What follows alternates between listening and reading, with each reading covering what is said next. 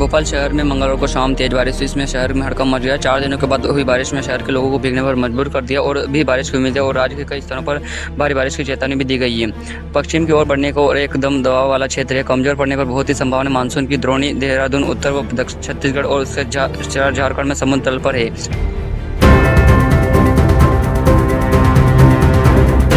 कांग्रेस के वरिष्ठ नेता दिग्विजय सिंह ने मंगलवार को कहा है कि जब पीड़ित पक्ष मुस्लिम होता है तो जमानत एक अमाबाद बन जाता है। उन्होंने जवाहरलाल नेहरू विश्वविद्यालय के पूर्व छात्र अमर खालिद जिले में बंद हुए कार्यकर्ताओं की रिहाई की मांग को लेकर उनके परिवार के साथ एकजुट हुए व्यक्तिगत की है। दिग्विजय सिंह ने सवाल किया है कि जमानत नियम और जेल अमाबाद है, फिर क्या? मध्य प्रदेश के मंदसौर जिले में ईद के जुलूस के दौरान कत्थे और पथराव को शर्तों में उल्लंघन के सिलसिले में पुलिस ने डीजे संचालक सहित 12 लोगों को गिरफ्तार किया। एक अधिकारी ने मंगलवार को यह जानकारी दी। पुलिस अधीक्षक अभिषेक आनंद ने बताया कि पथराव और जुलूस के संबोधित कर शर्तों को उल्लंघन करने के लिए 2 एफआईआर दर्ज की गई थी। समाचार एजेंसी पीटीआई के मुताबिक प्राथमिकता को सिलसिले में 12 लोगों को हिरासत। मध्य प्रदेश के अध्यक्ष वी डी शर्मा ने बताया कि पीएम मोदी के कार्यकर्ता में 25 करोड़ लोग गरीब रेखा से बाहर आए हैं। आज मंगलवार को वी डी शर्मा भोपाल में प्रेस कॉन्फ्रेंस को संबोधित करते कांग्रेस की आलोचना करते हुए उन्होंने प्रधानमंत्री नरेंद्र मोदी के नेतृत्व में विकास कार्यों को दोहराया है। वी डी शर्मा ने कहा कि पीएम मोदी के कार्यकर्ता में 25 करोड़ लोग गरीब रेखा से बाहर आएंगे। उन्होंने सेवा पखवाड़ा और समाज सेवा के विकास की दिशा में महत्वपूर्ण पहल बताया। प्रदेश के कैबिनेट मंत्री राकेश शुक्ला की उस समय किरकिर हो गई जब उन्होंने 2 कांग्रेस पार्षदों को भाजपा की सदस्यता दिलाई और पार्षदों ने सदस्यता में विषय बता नहीं होने की बात करते हुए उन्होंने बतावा का खंड कर दिया। वही कांग्रेस पार्टी अब बीजेपी पर हमलावर हो गई है। भीड़ में 2 कांग्रेस पार्षदों ने बीजेपी सदस्यता अभियान के तहत बीजेपी में शामिल होने की बात खंड कर दिया गया। इसके बाद में प्रदेश के कैबिनेट मंत्री राष्ट्रपति द्रौपदी मुर्मू बुधवार 18 सितंबर 2024 में इंदौर के 2 दिवसीय दौरे पर रहेंगी। वो शाम 4:30 बजे एयरपोर्ट पहुंचेंगे। राज्यपाल मंगूभाई पटेल व सीएम डॉक्टर मोहन आगमन करेंगे। बुधवार को गृहन एम्पोरियम में कलाकारों से मिलेगी। गुरुवार को हेलीकॉप्टर से सुबह 9:30 बजे उज्जैन जाएगी। महाकाल की पूजा कर कार्यक्रम में स्वच्छता मित्रों का सम्मान करेगी। निर्धारित गाड़ी में मुताबिक मध्य प्रदेश के शहडोल में एक लापता युवक की लाश मिलने पर जमकर बवाल हुआ है। 3 दिन के गायब युवक की लाश मिलने के बाद परिजनों ने हत्या की आशंका जताई। ग्रामीणों के साथ हाईवे पर जमा कर दिया गया। इस दौरान गुस्से लोगों ने दुकानों और वाहन में आग लगा दी। सूचना पर पुलिस प्रशासन के साथ तहसीलदार और एडीएम भी मौके पर पहुंचे। ग्रामीणों के जमाजम बुझा चक्कावा खुला गया है। ग्वालियर चंबल के अंचल में तेज बारिश का दौर रात से जारी है। ग्वालियर, मुरैना, भिंड और दतिया में 24 घंटे के अंदर 100 मिली से ज़्यादा बारिश हो चुकी है। बारिश का सिलसिला जारी है। ग्वालियर में जिले में तेज बारिश की वजह से कलेक्टर रुचना चौहान ने 18 सितंबर को आंगनबाड़ी के बच्चों के लिए छुट्टी घोषित कर दी गई है। वह पहले से 8वीं तक कक्षा के विद्यार्थियों के लिए भी छुट्टी की घोषणा की गई है। मध्य प्रदेश में इस बार मानसून ने कहर बरपाया। भारी बारिश के कारण अब तक 640 से ज़्यादा लोगों की मौत हो चुकी है। यह आंकड़ा बारिश से जुड़ी घटनाओं में मरने वालों का है, जिनके शव बरामद किए जा चुके हैं। राज्य में मानसून के दौरान 15% ज़्यादा बारिश हुई, जिससे कई इलाकों में बाढ़ जैसी हालत बन गई है। पिछले हफ्ते में 12 सितंबर को राज्य भर में बचाव अभियान के दौरान 14 शव बरामद हुए। लगातार हो रही बारिश के और बाढ़ को देखते हुए अधिकारियों और कर्मचारियों छुट्टी पर। मध्य प्रदेश में पिछले 2 महीनों में जापानी जेई के 12 मामले सामने आए। इसमें स्वास्थ्य अधिकारियों की चिंता बढ़ गई। हाल ही में यह भोपाल के एक निजी अस्पताल में एक बच्चे को जेई का पता चला, जिसके इस बीमारी के प्रशासन को लेकर चिंता पैदा हो गई है। केंद्रीय स्वास्थ्य और परिवार कल्याण मंत्रालय के एक प्रभाव national centre of waiter front digital control के अनुसार पिछले 2 महीनों में एमपीए के कई 12 मामले सामने आए। इस मामलों में एक बच्चे जिसके भोपाल में एक निजी अस्पताल में भर्ती कराया गया।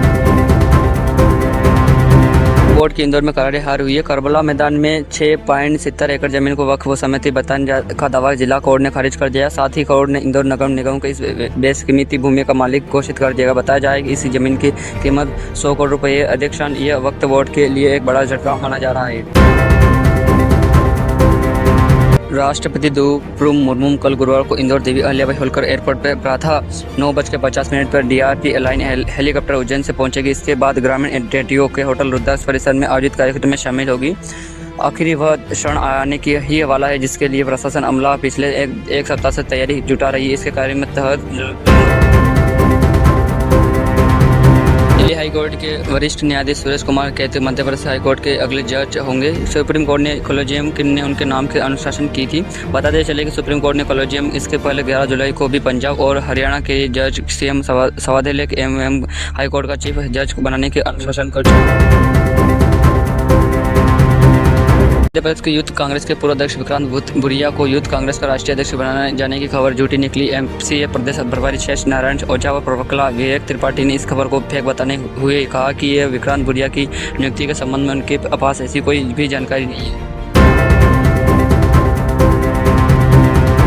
परीक्षा सफल प्रदेश में 15 जिलों में 6171 पुरुष एवं महिला उम्मीदवार को सेना में अग्निवीर बनने की मैदान में दम दिखाना पड़ेगा। भर्ती कार्यक्रम मुख्यालय जबलपुर की तरफ से अक्टूबर के प्रथम सप्ताह इसके लिए एडमिट कार्ड जारी करने की प्रक्रिया शुरू कर जाएगी। इन उम्मीदवार को फिजिकल टेस्ट रानी दुर्गावती विश्वविद्यालय शारीरिक शिक्षा विभाग ग्राउंड एयरपोर्ट रोड पर होगा। ओमती घंटाघर मार्ग पर कचरे के ढेर मेडिकल बस स्टैंड की खाली जमीन पर कचरा फैला है। वार्डन ने न्यूनतम कचरा वाले वाहन नहीं आने से लोगों को खुली कचरा फेंकने की मंजूरी है। कचरा वाली गाड़ी जंगली से भी ज़्यादा इलाकों में जुड़ना नहीं दे रही है। सितंबर आधा बीत चुका है, अक्टूबर या नवंबर के सर्व सर्वेक्षण होना है। ऐसे में नगर निगम तैयारी आधी जिनमें बृहस्पति मास की पूर्णिमा की तिथि बुलाधि व शस्य योग की साक्षी में महालय श्राद्ध का प्रारंभ हो गया। पांच गणना के अनुसार प्रतिपदा तिथि क्षय होने से इस बार श्राद्ध पक्ष 16 की बजाय 15 दिन का रहेगा। श्राद्ध पक्ष में पितरों के निर्मित तर्पण पिंडदान आदि का विषय महत्व भोजन में पितृ करने की सागर जिले के महाराणापुर थाना क्षेत्र में ग्राम जो गणेश विसर्जन के दौरान हादसा हो गया। गणेश प्रतिमा विसर्जन करने के लिए एक युवक व एक नाबालिग तालाब में गहरे पानी में डूब कर मौत हो गई है। बुधवार सुबह एसडीआरएफ की टीम मौके पर पहुंचकर दोनों की शव पानी से बाहर निकाली। पुलिस ने मार्ग कायम के बाद मामले की विशेषता में लिया गया।